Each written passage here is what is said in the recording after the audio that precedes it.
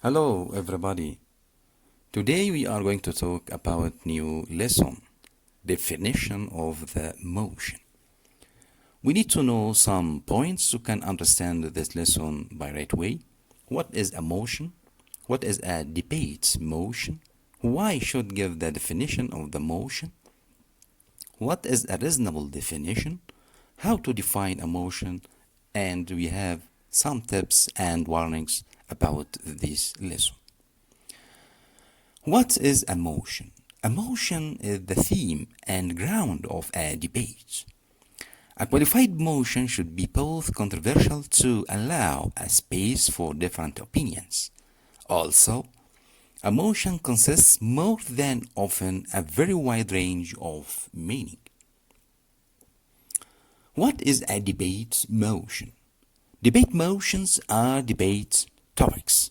In parliamentary debate, the debate motions often being with this house would or this house believes that. The sorts of motions set a debating tournament, such as the World University Debate Championship, often raise specific issues.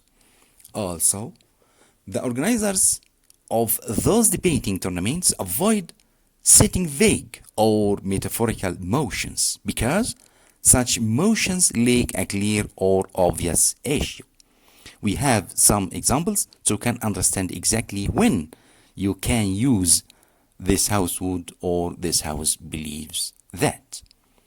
And here we can also practice on these examples or these topics.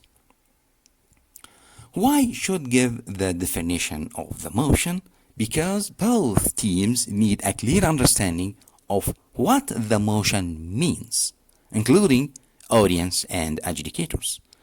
Sometimes we have problems arise if the two teams present different understanding of the meaning of the motion.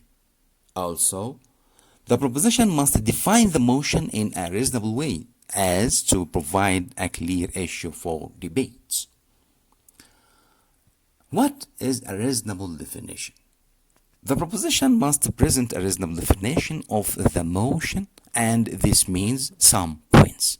Number one, when receiving a motion, both teams should ask some issues. Number two, if the motion poses a clear issue for debate, which has an obvious meaning. Number three, if there is no obvious meaning to the motion. Number four, when defining the words in the motion. How to define a motion? There are two steps for the proposition to present a reasonable definition of a motion. Number one, the proposition should give the literal meaning of the key terms. Number two, the proposition can narrow down the motion or present its own interpretation of the motion based on also the literal meaning. And here we must know exactly how can determine our key terms in each motion or in each topic. As example, beauty contest should be abolished. Other one, science threatens humanity. Here we have some tips and warnings when you go to define your motion.